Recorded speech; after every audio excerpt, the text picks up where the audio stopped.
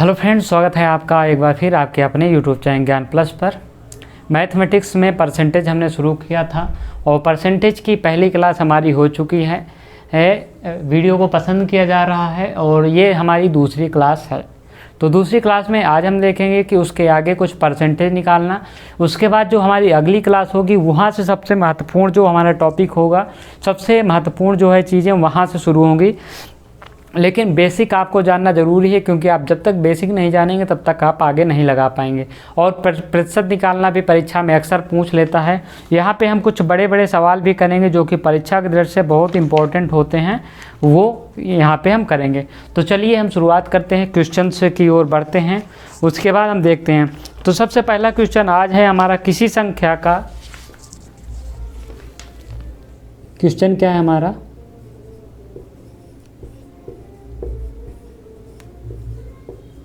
किसी संख्या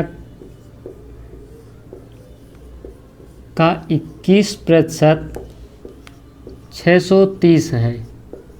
सवाल क्या है आपका, किसी संख्या का 21% 630 है, तो उस संख्या का 69% क्या होगा। तो उस संख्या का 69% कितना होगा, प्रतिशत कितना होगा। अब ये सवाल है। अब आप इसको दो तरीके से कर सकते हैं। एक तो आप बाकायदे इसको लिखेंगे, 63% है, यदि 630 है किसी संख्या का 63%, तो क्या होगा उसका आप पहले उस संख्या ज्ञात करिए। तो आप क्या करेंगे, यहाँ पे कि 630 है, प्रतिशत आपने यहाँ पे दिया है, तो प्रतिशत से आप क्या कर देंगे, भाग दे देंगे।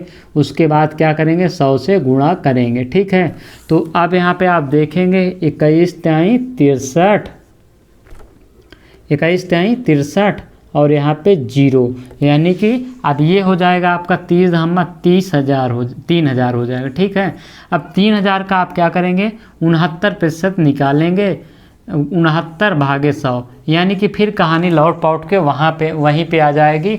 आप क्या करेंगे कि यहाँ से यहाँ ऐसे करेंगे, उसके बाद आप 30 से 69 में गिरवा करेंगे तो 1 0 उतर आएगा, 3 9 27 हो जाएगा और 3 6 18 19 20 2070। इस प्रकार से आप निकालेंगे। लेकिन इसको इस प्रकार से क्यों करना है, आप अपना समय क्यों बर्बाद कर रहे हैं। समय बर्बाद करने के लिए नहीं है, समय का उपयोग करने के लिए है। तो सिंपल सा बात आपको पता है, जब यहाँ पे कि 630 जब है 21% है, तो 1% आप निकाल लीजिए 630 का। यहाँ पे जब करेंगे 1% निकालने के लिए, तो 630 से ये हो जाएगा आपका 21 तिहाई 63, 30 हो जाएगा। आप डायरेक्टली ना 69 पे गुणा ना कर दीजिए, क्यों आप पहले उतना सारे कहानी रच रहे हैं। तो डायरेक्ट आप ये करेंगे, 1 0 उतर आएगा, 3 3 27 और 3 6 18 2 20, ये आपका आंसर हो गया। इतना लंबा करने की क्या ज़रूरत है, नहीं ज़रूरत है ना। जी हाँ, अब आपको आगे से ऐसे ही सवाल करना है, इसी प्रकार से आपको टाइम बचाना है। अगर आप चाहते हैं कि जल्दी जल्दी सवाल किया जाए तो ये तरीका सीखिए मैथ करने का। मैथ रटने वाली चीज़ नहीं है, ये सीखने वाली चीज़ है। अब एक और हम सवाल लेते हैं यहाँ पे आगे। सवाल है हमारा कि 360 का 30%, 360 का 30%, ठीक है, 360 का 30%, 200 का 11%, 11% और 400 का 20%। बट यहाँ पे क्या हो जाएगा, बटे आप कर लीजिए 400 का 20%। ये आपका सवाल यहाँ से हो जाएगा। क्या होगा आंसर इसका आपको निकालना है। तो आपको सिंपल सा क्या करना है कि 30% यहाँ पे देखिए 360 गुणे 30/100 फटाक से आप लिख दीजिए। या एज्यूम आपको करना क्या है, यहाँ पे आप रुके, हम अभी आपको समझा देते हैं, पहले इसको लिख लेते हैं। 360 का 30% प्लस 200 का 11% गुणे 11/100। अब मल्टीप्लाई में 400 का 20% पूछा है, तो 400 गुणे 20/100। ठीक है, अब ये हो गए। अब इसको आप दो तरीके से निकाल सकते हैं। किन दो तरीक़ों से आप निकाल सकते हैं, इसको आप यहाँ पे देखिए। एक तो तरीका होगा कि आप जो ये सब लिख रहे हैं इसको छोड़ दीजिए, काट दीजिए, 1 0 यहाँ से काट दीजिए, 1 0 ये अपने आप ऑटोमेटिक प्रतिशत में बदल जाएगा। ठीक है, जैसे कि आपने क्या कहा कि ये लिखने की ज़रूरत ही नहीं है आपको, आप ऐसे ऐसे करिए दिमाग में, ये काट दीजिए, इसमें गुणा कर दीजिए। ठीक है, अब यहाँ भी सेम स्थिति है यहाँ पे, तो यहाँ पे इसको काट दीजिए, हो गया काम आपका, यहाँ पे इसको काट दीजिए, आपका काम हो गया। इतना लंबा चौड़ा लिखने की ज़रूरत ही नहीं, हम तो इसको समझाने के लिए आपके लिए लिखे हैं, लेकिन वास्तव में इतना लंबा चौड़ा आपको लिखने की ज़रूरत ही नहीं है।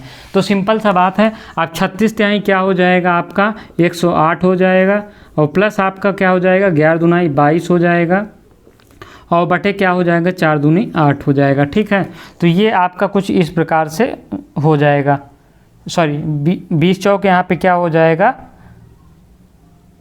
20%, हाँ तो 20 चौक 80 हो जाएगा। ठीक है, यहाँ पे तो कुछ इस प्रकार से आप निकाल लेंगे। यहाँ पे ध्यान दीजिएगा, सवाल ये है 400 को 2% है, 20% नहीं है, 2% है, तो इसको आप 2% करेंगे तो ये 4 दूनी 8 हो जाएगा। अब यहाँ पे ध्यान देना है आपको, अब इन दोनों को जोड़ लेंगे तो 130 हो जाएगा, 130/8 हो जाएगा। अब 8 1 का 8 हो जाएगा आपका, 8 5 13 होता है, तो 8 8 6 48 हो जाएगा, 2 बचेगा, 8 दूनी 16, 8 पंचे 20, तो ये आपका आंसर आ जाएगा। इस प्रकार से आपको निकालना, ये स्टेप आपको गायब कर देना है, डायरेक्टली आपको 0 से 0 काट देंगे, यानी कि 30% है तो बटे में 100 जाएगा, तो इसको काट देंगे, ये हो जाएगा। आप यहाँ पे 36 तिहाई आप गुणा कर दीजिए, 2 गुणे 11 कर दीजिए, और यहाँ पे 4 दूनी 8 कर दीजिए, क्योंकि 2% है। तो इस प्रकार से आपको सवाल लगाना है। अब हम आगे बढ़ते हैं, आगे की ओर बढ़ते हैं। तो एक प्रश्न है यहाँ पे, थोड़ा सा आप थोड़ा बड़े सवाल यहाँ पे आएंगे आप सभी के लिए। यहाँ पे क्या करें कि एक संख्या का 30%, क्वेश्चन क्या है हमारा, एक संख्या का 30% और दूसरी संख्या, और क्या है एक संख्या का 30% है। यहाँ पे क्या सवाल है, एक संख्या का 30% दूसरी संख्या के 40% के बराबर है। 30% दूसरी संख्या के 40% के बराबर है। क्या है 40% के बराबर है। ठीक है, के बराबर है। ठीक है, एक संख्या दूसरी संख्या के 40%, 30% दूसरी संख्या के 40% के बराबर है। दोनों संख्याओं का योगफल कितना है, दोनों संख्याओं का जो योगफल है कितना है 25%। दोनों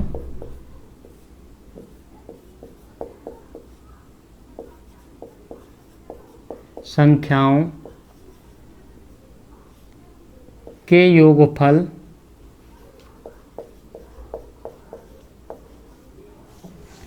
दोनों संख्याओं के योगफल, यहाँ पे क्या करना है आपको, दोनों संख्याओं का योगफल जो है, योगफल का 25% 420 है। तो 25% क्या है, वो 420 के बराबर है, यानी कि उस संख्या का 25% 420 के बराबर है। तो वह संख्या ज्ञात कीजिए। तो वह संख्या ज्ञात कीजिए, आपको बस ये काम करना है, वह संख्या ज्ञात कीजिए। तो आपको कैसे करना है यहाँ पे, अब देखिए सिंपल सा है, एक संख्या 30% और दूसरी संख्या 40% के बराबर है। तो यहाँ पे सिंपल सा बात है, 30% एंड 40%। ठीक है, इसको आप काट दीजिए 0 0 को, तो 3:4 रेशियो आपका बन जाएगा। ठीक है, अब किसको कैसे करना है इसको आप समझिए। कह रहा है कि 25% जो है 420 के बराबर है, यानी कि 420 जो है 420 25% है, तो 100% कितना होगा, तो 25 चौको 100, 420 1680। ठीक है, जब आप गुणा करेंगे 1680 हो जाएगा। अब यही कह रहा है कि 420% के बराबर है, तो छोटी संख्या ज्ञात कीजिए। तो यहाँ पे तो वह छोटी संख्या ज्ञात कीजिए।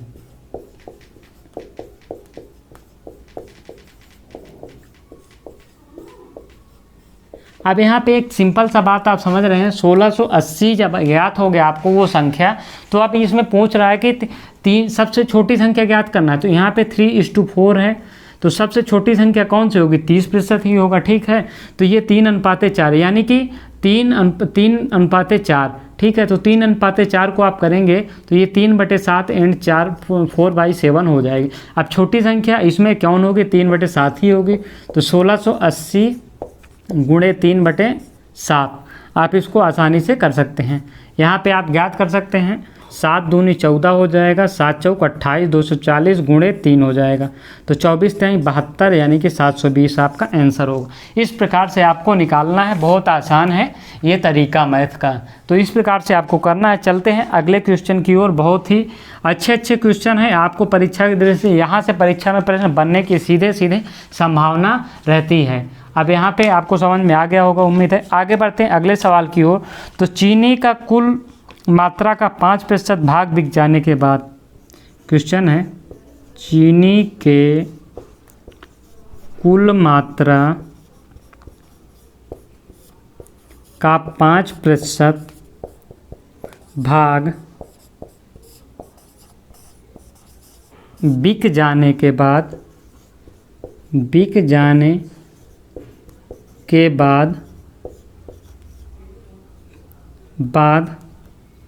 5 kg चीनी बचती है, 5 kg चीनी जो है बचती है।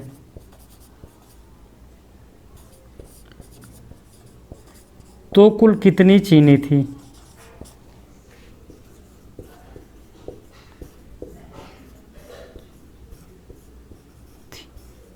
ये आपका सवाल हो गया, यानी कि चीनी की कुल मात्रा का जो है 5% बिक गया। देखिए पढ़ना आपको है कुछ इस प्रकार से, ऐसा नहीं कि आप इसको पता चला कि आप सॉल्व ही नहीं कर पा रहे हैं, ऐसे पढ़ रहे हैं। तो यहाँ पे देखिए क्या रहा है कि 5% भाग बिक गया, उसके बाद 5 किलो चीनी बचती है, यानी कि 5% बिक गया तो कितना बच रहा है, 95% बच रहा है।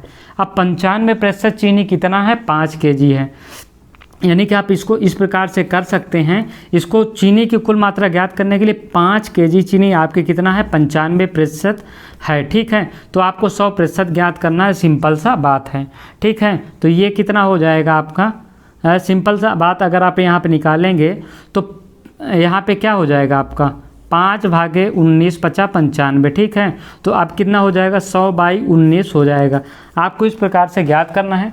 5 किलो चीनी आप ऊपर लिख लिए क्योंकि 5 किलो चीनी है, और ये 5 किलो चीनी कितनी बची है, 95%। 5% बेचा है तो वो 5% चीनी यानी कि 95% चीनी उनके पास बच गई है। तो सिंपल सा बात है कि अब यहाँ पे 95% चीनी बची है, तो वही 95% यदि 5 किलो है तो पूरी 100% चीनी कितनी होगी, यही सवाल पूछ रहा है। तो अब इसमें भाग दीजिए तो कितना हो जाएगा, 19 छक्का कितना हो जाएगा, सॉरी 19 पचा 95 हो जाएगा, ठीक है। 19 पचा 95, 5 सही 5/19, ये आपका आंसर आएगा। तो ये आपका कुछ सवाल हो गए हैं जो कि यहाँ से कुछ बनने वाले हैं इम्पोर्टेंट सवाल। अब आगे हम बढ़ते हैं अगले सवाल की ओर, इसको हम रफ करते हैं, फिर हम बढ़ेंगे अगले सवाल की ओर। इसी तरह पढ़ते रहिए, मौज करते रहिए। सवाल लगाने का तरीका आप यहाँ से सीखिए। लंबे चौड़े सवाल हैं, देखिए कितना लंबा सवाल है, लेकिन आप चुटकियों में लगा ले रहे हैं। तो इस प्रकार से आपको सीखना है, ये तरीका आपको सीखना है सवाल लगाने का। सवाल परीक्षा में कैसे सॉल्व करना है, कुछ इसी प्रकार से आप सॉल्व करेंगे तो जल्दी से हो जाएगा, नहीं तो आपको बहुत लंबा समय लगने वाला है। परीक्षा में समय को आपको बचाना पड़ेगा।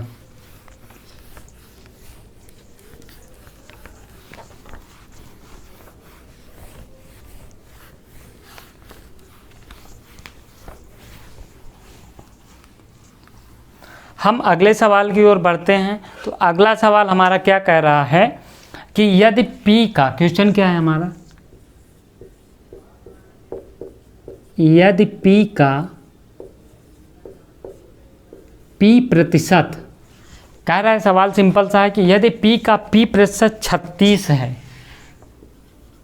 यदि P का P% 36 है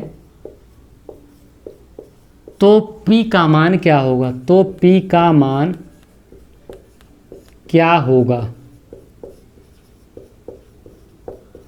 अब ये सिंपल सा सवाल है लेकिन आपको बहुत कठिन लगेगा, इसमें तो बहुत लोगों को समझ में ही नहीं आ रहा।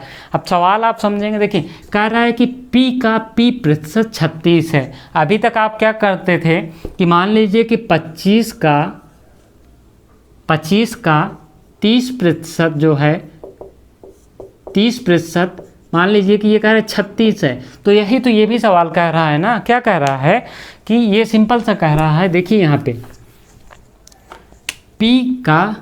P का इंटू P प्रतिशत का मतलब ये हो जाएगा बटे 100 हो जाएगा।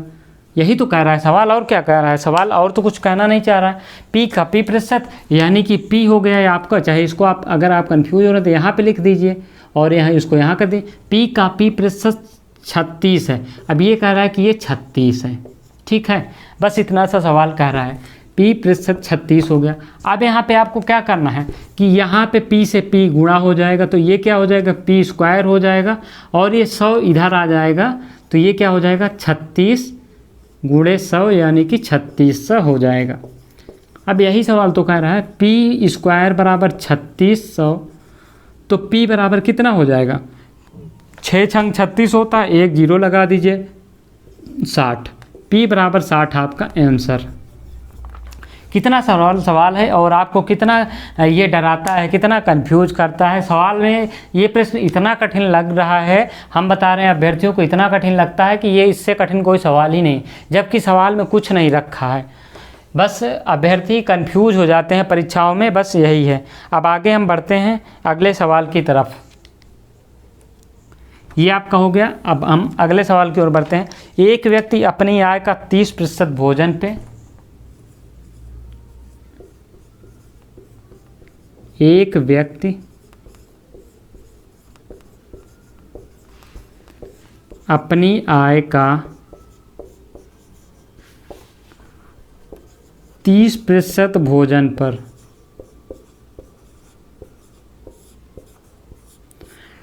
ये कह रहा है कि एक व्यक्ति अपनी आय का 30% भोजन पे खर्च करता है, 20% बच्चों की शिक्षा पर, 20% बच्चों की शिक्षा पर,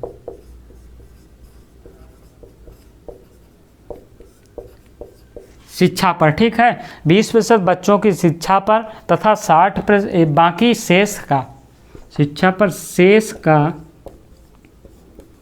60% किराए पर, तो व्यक्ति कितने प्रतिशत बचत करता है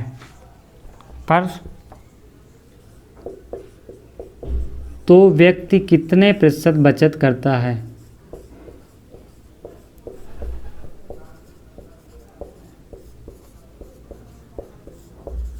अब देखिए यहाँ पे सवाल को आपको पढ़ना ज़रूरी है, जब तक आप पढ़ेंगे नहीं तब तक आपका सवाल सही नहीं होगा। सवाल को आपको सबसे पहले समझना होगा, उसके बाद सवाल आपका, अगर आप सवाल समझ गए तो आप सवाल को आसानी से कर ले जाएंगे। अब ये कह रहा है कि एक व्यक्ति अपनी आय का 30%, ठीक है, 30% अपनी आय का हमने यहाँ पे नोट कर लिया, भोजन पर 20%, यहाँ पे प्लस हमने कर दिया, भोजन पे 20%, ठीक है। अब ये कह रहा है कि बच्चों की शिक्षा पर 20%, शेष का 60%, यानी कि ये 50% हो गया। अब इसका जो है शेष कितना बचा, 50%, वही कह रहा है कि शेष का 60%, यानी कि इसके पास 50% बचा है, 50 का 60% कह रहा है, 50 का 60% जो है व्यक्ति किराए पे खर्च करता है। टोटल कितना होता है, किसी की आमदनी 100% होती है, 100% में ये इस प्रकार से ये खर्च करेगा, ठीक है, यहाँ पे इस प्रकार से ये खर्च करेगा। तो अब देखिए सवाल को आप यहाँ से समझ सकते हैं। अब देखिए यहाँ पे 30% प्लस 20%, ये हो जाएगा आपका 1 0 1 0, ये 0 आपका 30 हो जाएगा, यानी कि 30 प्लस 20 प्लस 30, तो ये कितना हो जाएगा आपका 100 माइनस ये हो जाएगा 80, तो 100 माइनस 80 बराबर 20, 100 माइनस 80 बराबर 20, तो वो क्या कितना प्रतिशत बचाता है, 20% बचत करता है, तो यही 20% आपका आंसर होगा। अब यही आपको सवाल कंफ्यूज करेगा। यदि ये शेष का 20% अगर आपने समझ लिया तो शेष 50% बच रहा है, 50 का 60% कितना हो जाएगा, शेष का 60% यानी कि 50 का आपने 60% निकाल लिया, तो ये कितना हो जाएगा, 30% हो जाएगा। तो वो अपनी आय में से 30% क्या करता है, बचत करता है। तो ये सवाल रहा है, सिंपल सा सवाल है लेकिन बहुत कन्फ्यूज करता है अभ्यर्थियों को। एक और सरल सवाल है लेकिन वो भी बहुत अभ्यर्थियों को उलझाता है। तो क्या है सवाल देख लेते हैं। व्यंजन XY स्क्वायर में यहाँ पे सवाल क्या है हमारा देख लेते हैं।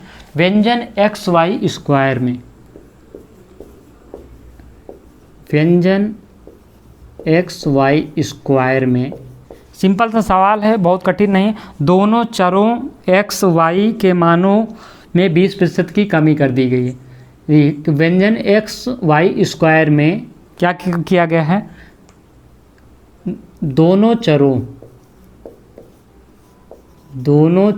में 20% की कमी की गई, 20% की कमी की गई। ठीक है, 20% की कमी की गई। इसमें व्यंजन मान में कितनी कमी हो गई, कुल में व्यंजन मान में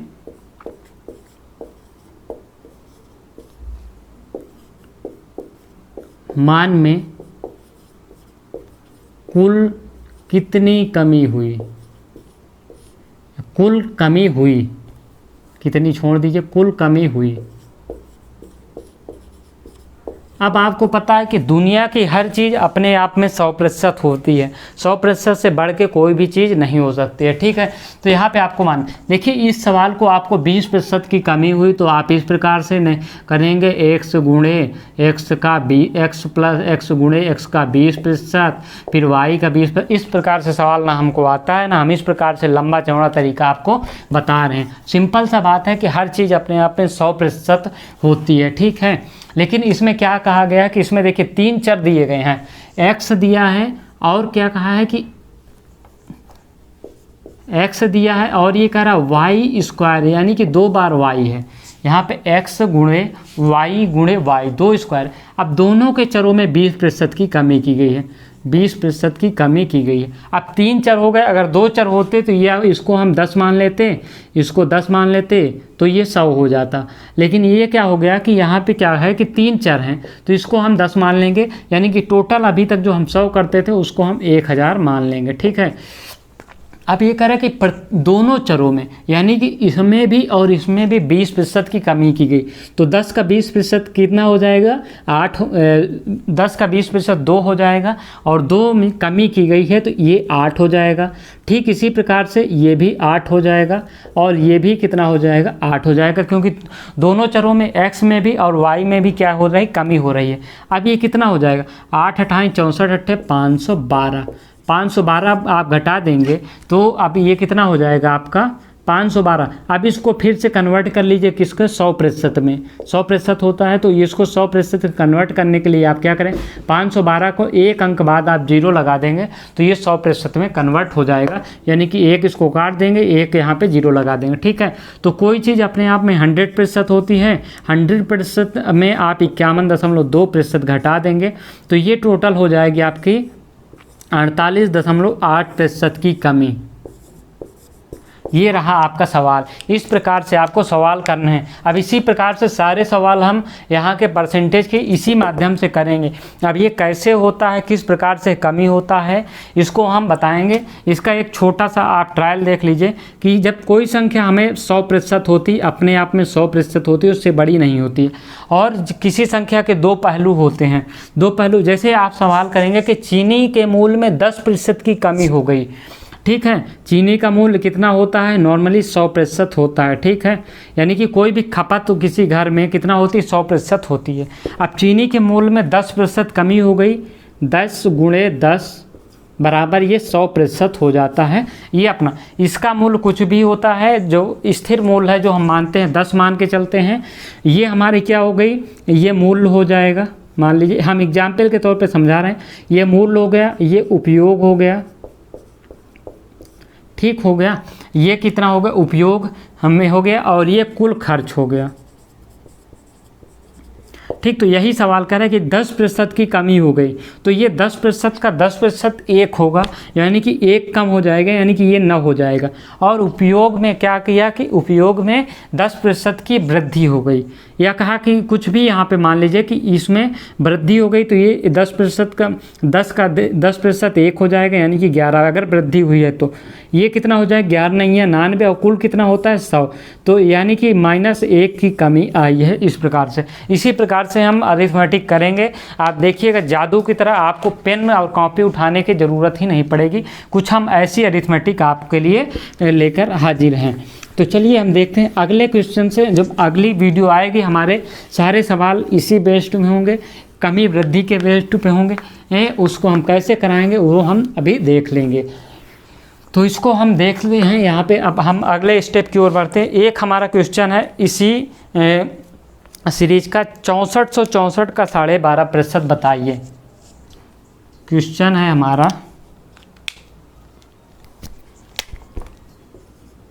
6464 का 12.5% कितना होगा। अब बताइए आप क्या करेंगे कि 6464 में 12.5 निकालने बैठ जाएंगे। निकालते रहिएगा, आपका 3 क्वेश्चन आपके बगल वाला आपसे आगे कर लेगा। जितना देर में आप 1 क्वेश्चन निकालेंगे उतना देर में वो 3 क्वेश्चन निकाल के आपसे आगे बढ़ जाएगा। 3 क्वेश्चन में आगे हो जाएगा, 3 नंबर आपसे आगे ज़्यादा ले जाएगा। और ज़रूरी नहीं कि आपका सवाल वह सही हो जाए, गलत भी हो सकता है। अब आप बहुत महान हैं, आपने जो रीति सीखी है 6464 है, इसका 12.5% कितना होगा। 100 से आप गुणा करेंगे, फिर आप क्या करेंगे, मेहरबानी करके यहीं पे दशमलव लगाएंगे, फिर आप गुणा करते रहेंगे। हमको नहीं आता भैया ये सब काम, हमको नहीं आता है ना हम आपको कराने वाले। देखिए ये जादू कैसे होता है। जब आप पढ़ेंगे मैथ में पढ़ते हैं 1/1 बराबर 100 होता है, 1/2 बराबर 50% होता है, 1/3 बराबर 33% होता है। इसी प्रकार से जब आप बढ़ेंगे ना तो 1/8 बराबर आपको 12.5% दिख जाएगा। ये कुछ होता नहीं है। 100 में आपको जब 1 से भाग दिए तो कितना हो जाएगा, ये 100 हो जाता है। 100 में आप जब 200 भाग देते हैं तो ये 50% हो जाता है। 100 में जब आप 3 से भाग देते हैं 33% हो जाएगा। इसी प्रकार से जब 100 में आप 8 का भाग देंगे तो 12 8 96, 12 पंचे 12 8 96 हो जाएगा और 12 पंचे 60 हो जाएगा। तो इस प्रकार से आप निकाल देंगे। देखिए 8 12 8 96 और 5 8 40, यानी कि 96 4 100 हो जाएगा। इस प्रकार से आप आंसर निकालें। ठीक है, तो ये कह रहे हैं 1/8 की वैल्यू 12.5 है। अब आपको क्या करना है, 64 है ना, आप 1/8 निकाल लीजिए। आपका आंसर 8 × 64, 8 × 64, 808 आपका आंसर। ये है सवाल। ये सवाल इस प्रकार से आप करिए। 64 है, 12.5 की वैल्यू आपको पता है कि 1/8 होती है। 8 से आप भाग देंगे तो 8 × 64 हो जाएगा। फिर ये लेने के लिए आपको 0 लगा दीजिए, फिर 8 × 64 आपका आंसर आ गया। कितना मेहनत करेंगे आप। इतना मेहनत करने से आपका इतना माथा पच्ची करेंगे, पता चला कि गुणा कहीं गलत हो गया आप बैठे, सत्यानाश हो गया, कल्याण हो गया। और 2 मिनट तो आपको गुणा करने में लगेगा। अब इसको गुणा कर भी लिए तो एक बार फिर से जोड़ेंगे, भैया कहीं गलत तो नहीं हो रहा है, इतना मेहनत से गुणा भाग के। तो इस प्रकार से करिए ना, क्यों आप माथा पच्ची कर रहे हैं। अब ये पूरी सीरीज हम आपको अगले वीडियो में समझाएंगे किस प्रकार से, जो अभी इसके पहले हमने बताया था कमी वृद्धि, और इसकी जो ये पूरी सीरीज, इसकी जो सीरीज है 1/1, 1/2, 1/3, इसको आप ना 30 तक याद कर लीजिए। फिर जादू देखिएगा मैथ में। जी हाँ, कितना भी कठिन से कठिन सवाल हम आपको उंगलियों पे कराएंगे, आप उंगली पे करेंगे। तो इस प्रकार से आपको सवाल करना है अरिथमेटिक के। तो ये आपकी इस क्लास में बस इतना ही। अगली क्लास में हम वही जादू लेके आएंगे। ये पूरा जादू हम 1 से 30 तक आपको नोट करेंगे, या नोट आप कर लीजिएगा, जो भी हो हम अपने हिसाब से अगली वीडियो में हम कर देंगे। और उसको फिर याद कर लीजिए, उसको याद करके आप रट जाइए एक बार। फिर उसके बाद अरिथमेटिक तो आपको जादू लगने लगेगा। तो ये रही आपके लिए क्लास 2। इस वीडियो में इतना ही। मिलेंगे अगली वीडियो में अगली क्लास के साथ। तब तक के लिए धन्यवाद।